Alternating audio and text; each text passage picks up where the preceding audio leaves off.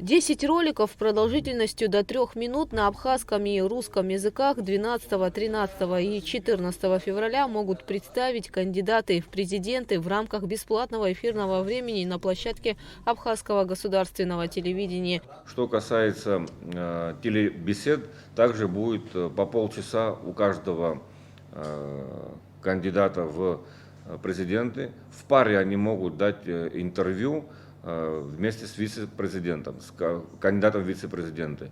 Вот. Это также будет бесплатная телебеседа.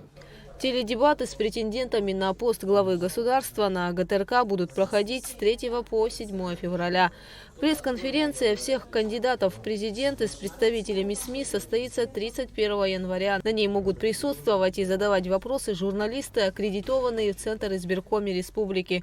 8 февраля впервые пройдут теледебаты кандидатов в вице-президенты страны. Дебаты кандидатов на пост главы государства состоятся 11 февраля. На государственном языке мы предложили абхазскому телевидению для всех кандидатов в президенты и кандидатов в вице-президенты, чтобы они вели передачу на абхазском языке и на русском.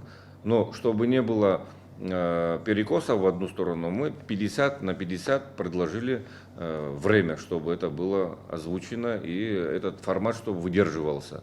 Потому что те кандидаты, которые сдали экзамен на владение государственным языком, у нас была лингвистическая комиссия, которая оценила их уровень владения языка. Но я думаю, что самые главные судьи это будут у нас избиратели, которые также будут иметь возможность посмотреть уровень владения и программы, которые будут представлены. Первым 3 февраля в формате телебеседы выступит кандидат в президенты Роберт Аршба, 4 февраля Адгур Хурхумал, 5 числа Батра Гумба, 7 Адгур Ардзенба. Согласно жеребьевке, первым 26 января покажут в эфире АГТРК телефильм о кандидате в президенте Адгуре Хурхумал, 27-го Олеге Барцыц, 28-го Адгуре Ардзенба, 29 января Роберте Аршба, 30-го Адре Гумба.